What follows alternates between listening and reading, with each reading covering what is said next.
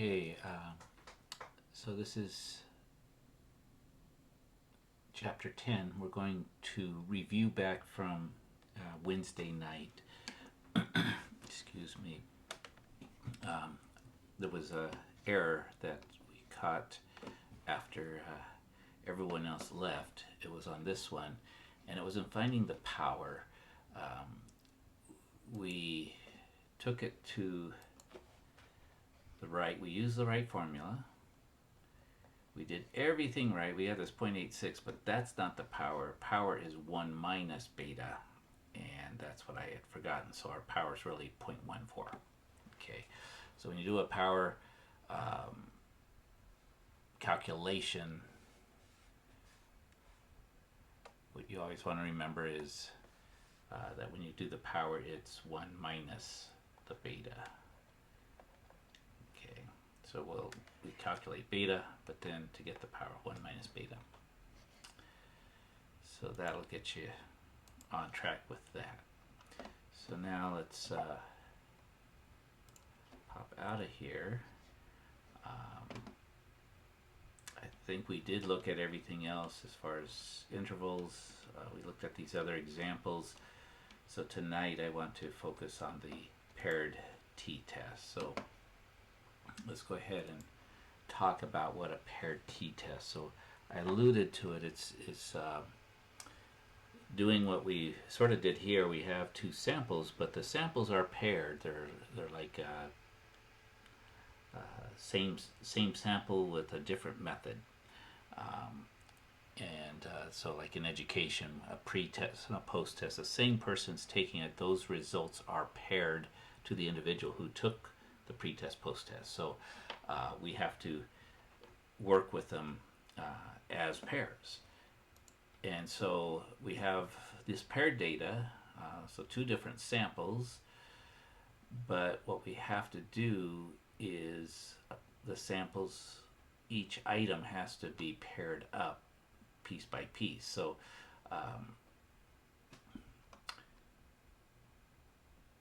the first sample x11, and then there's an x12. So the 1-1 is done with the first method. The 1-2 is the same sample treated with a second method. X21 is a second sample, a second item in the sample that's treated with the first treatment, and X22 is that same second sample that is being treated with a second. And so what we do is we subtract them pairwise, and then we get all those differences. And then what we're going to do is we'll take the mean of the differences. So we'll see how that works. It's basically just following through with the table. So typically what we have as our null hypothesis is that the mean of the differences, and remember that's really it's calculated with two items, so it's a difference. It's not just a mean of a single sample, it's a paired sample, is equal to something, some delta naught. Oftentimes this is 0 to see if there's a difference from 0. Okay, and then the alternate, of course, would be that it's not equal to that same value. So let's take a look at an example here. Well, actually, before we do that, so our null hypothesis, as we stated, was there. This is our test statistic that we're going to use, and there's two. The important part is this d bar. That is the average, the mean of the differences. So we will calculate that from the table, and this S sub d is going to be the standard deviation of those differences. So with each of these problems, I'm going to use Excel because that's what I'm more familiar with. We get the differences, we put them in, we'll calculate their average, and we'll calculate their standard deviation, and then we'll be able to use this formula to come up with a t, and then test whether it's big enough or not, right? Or to see if this t naught is bigger than some in the rejection region, right? So we're seeing if that t naught is larger than, again, if we're doing a two-sided test, the t sub alpha over 2 of n minus 1. Now this time, although there are paired data, we count how many pairs. So it's as if we're doing a sample with just in, not in plus in, right? We're not counting both pairs. We're not counting a pair as two samples. It's just one sample. So we'll see how that works. But we could have a one-sided test as well as a two-sided. But again, a lot of the ones we do look at are two-sided tests. And the difference would be the t value that we end up using, right? The alpha. So here's the key part, is that d bar is the average of the samples, and S sub d is the sample standard deviation. So that's something that the PowerPoint did not explain initially. Okay, and then we could also do a confidence interval. So once we've got that, we can calculate. We calculate this sample, the average of the differences, subtracting off this. So this is part of the formula, and then we get a subtracted and plus, so we get a confidence interval. So we'll do both of those. Okay, so this is what a question would look like. What are we doing here? We're comparing methods to predicting the shear strength of a steel plate. So these girders are a single plate, and we use two different methods to test their strength. And the K method gives us a 1.186, the Lay method a 1.061. So two different methods testing the same thing. And then again, we've got the difference of those two different treatments. Okay, we have 1, 2, 3, 4, 5, 6, 7, 8, 9 different samples. 9. And so our n is equal to 9. What we're going to need to calculate here is, so data for the two methods, determine whether there's any difference on the average for the two methods. So again, maybe we should set things up, and we'll go ahead and do that. So we're looking for the difference in the mean shear strength. Our null hypothesis is that there is no difference, that the mean of the difference is 0. So the alternative, of course, would be that it's not 0. Our test statistic is this T naught equals d bar set S, the standard deviation of d square root of n. So square root of n we have, we will be able to calculate this T and go from there. Let's go ahead and start off, I guess, as much as we can. So we know that n equals 9 because there are 9 pairs. What we need to find is what is d bar, and we need to find S sub d. And the way I'm going to go about that is I'm going to do a Excel table. So I entered the data. Now they've got the difference. Actually, all we have to do is work off the difference, but I just wanted to, I wasn't matching their numbers, as you're going to see, and I still don't match their numbers. So I think they made a slight error, either a copy error or something. But anyway, our number that we will come up together here will be slightly different. So d bar is the average. So I come here, go to my formulas, and let's see, let's go to, works better when you, so more functions, we're going to go to statistical, and we're just going to get the average. I think that will do it. And we're going, I guess we could go down to 12, but I would rather just do the numbers we have.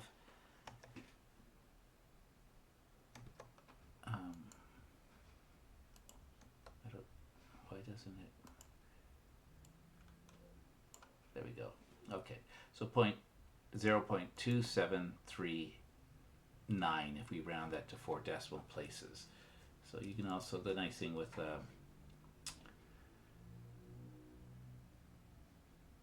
Excel is you can also do formatting. Let me make it full screen. It's just going to be easier to take a look, so I can, there we go. And what they have is 2769. So I think there was an error because I can't get that in unless I put in a number wrong here. The other thing we want is we want the standard deviation, which I've used recently, but if you're not sure, so we go to more formulas, statisticals, and we want a standard deviation, and we want a sample standard deviation. Now the strange thing is I end up, when I do a sample standard deviation, I get the same number that they did. So I'm thinking that maybe, there we go, I don't know why that doesn't. There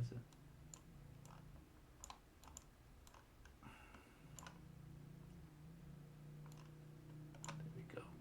And again, I can round it to, there we go. That matches there. So let's go ahead and shrink this down a little bit, and we'll put our values here. So D bar 0.2739, S the standard deviation of the difference is 0.1351. So you're going to need to do this, so have your Excel sheet fairly ready to enter some data and calculate means and standard deviations. And then, wonderful, this tool, let's see if we can remember, we can pull them back up, we'll be okay. So our T bar here is going to be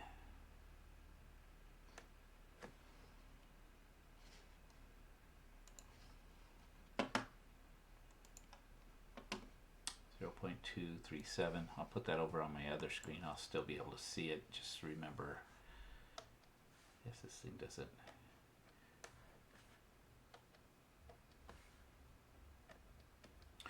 So we're going to have 0.2739 divided by the standard deviation, which is 0.1351 divided by the square root of 9. So again, I kind of like to do all the calculations as we go, just to make sure, especially if you've got a fraction and a fraction. So let me calculate this bottom portion. Of course, square root of 9 is not too bad. You could get 3. So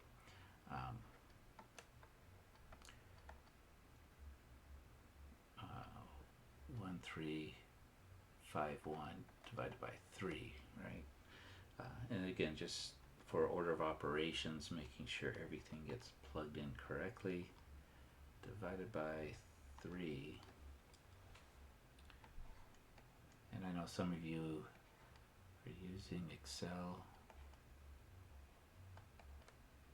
or GeoGebra or something.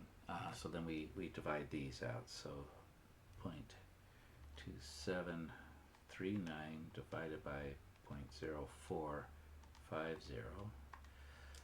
We end up with 6.0867. Okay, so do we reject that or not? Well, I don't think they actually gave us a level, did they? They didn't say alpha equals 0.5 or anything. They just says determine whether there's any difference. So what we can do is we can look up in the table.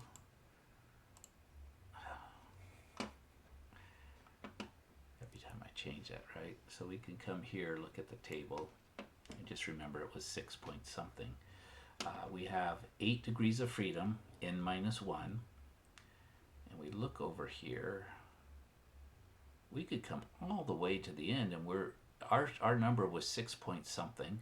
We're bigger than this, so even at the 0.0005 level, and again, we're doing probably a two-sided test because we're looking for it to not be different. We could divide that by 2. We could have a very, very small alpha, and we would still find that our values are significant. Okay, so definitely we can reject this because our 6 is way out here. Now, typically what we do is we say, okay, we specify the difference, the level. So most of the time when we work this, we would have said, alpha's 0.05. We're doing a two-sided test, so we would have compared our value to 2.306 and said, oh yeah, it's much bigger.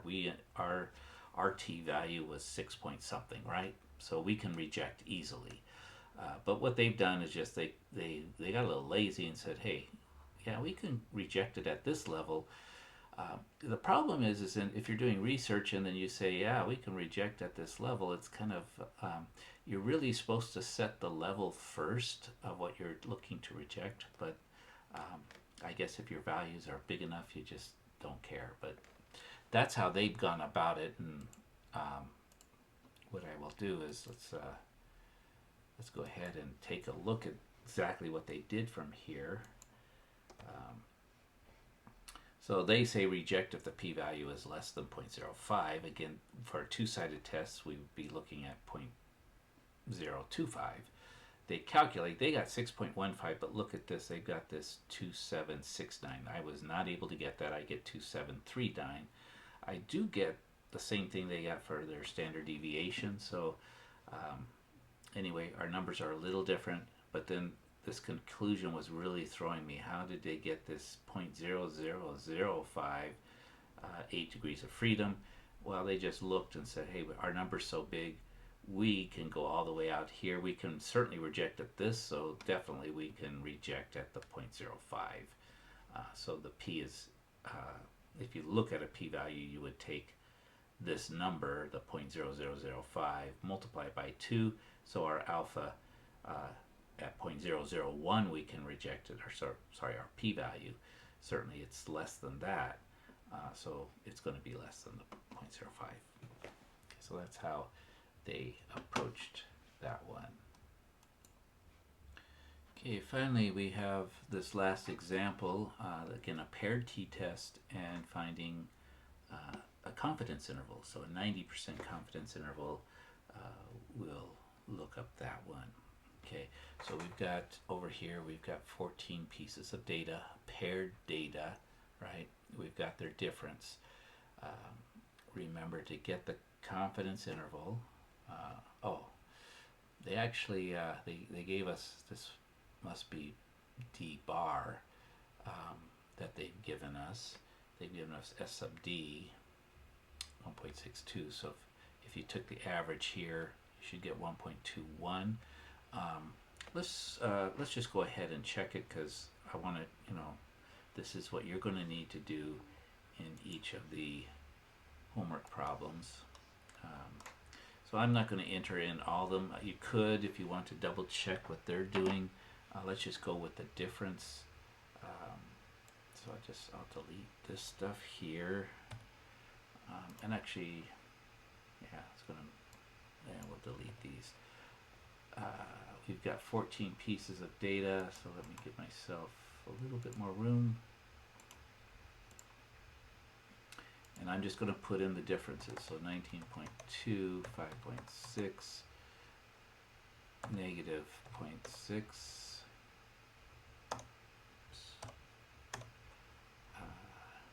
negative 17.2. This is the time it takes to seconds to parallel park two automobiles. Let's see, where are we? Here we are. 0.6, negative 5.0,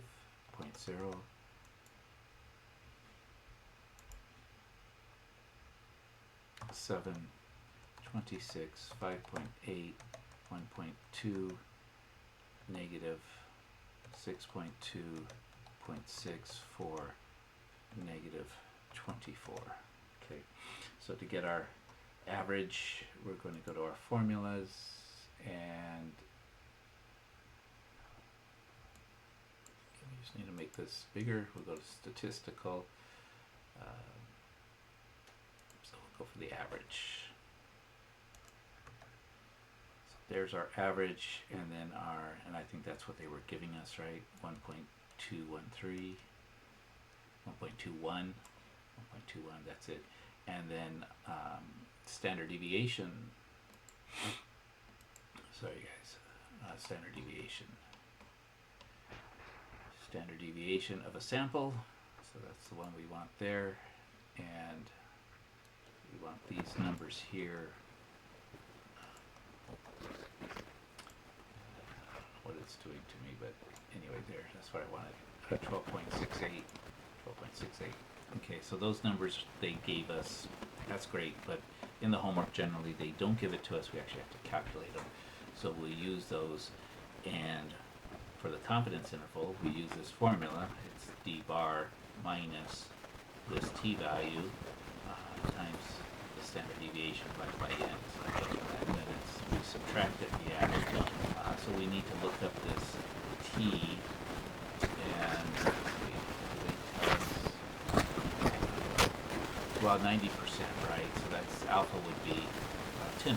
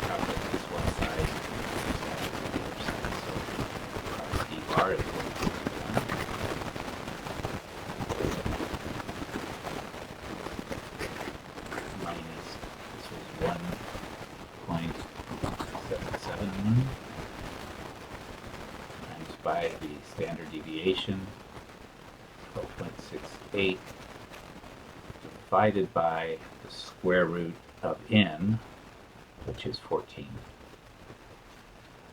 And again, I'm going to calculate this separately because this same number I'm going to add, that'll give us our interval. So 1.21 minus,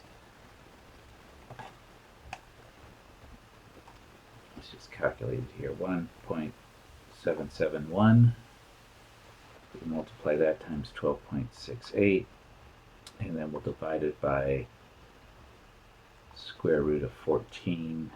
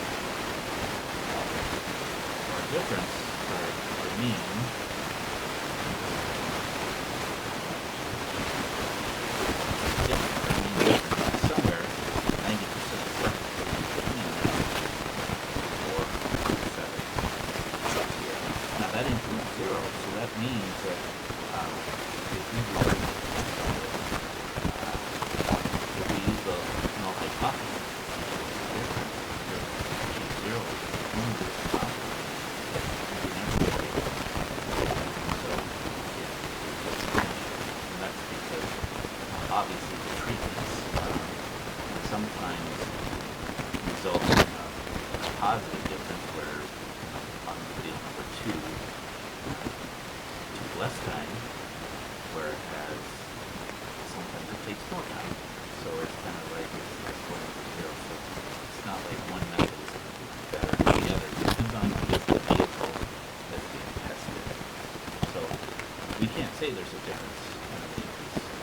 One of the ways to look at our confidence interval goes see is they get very similar values.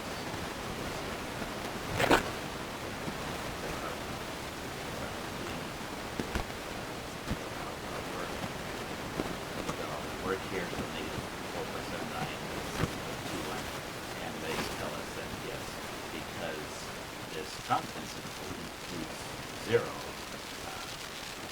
we would not be able to reject the null hypothesis. There is a difference in the so that was our null hypothesis. You would not be rejection.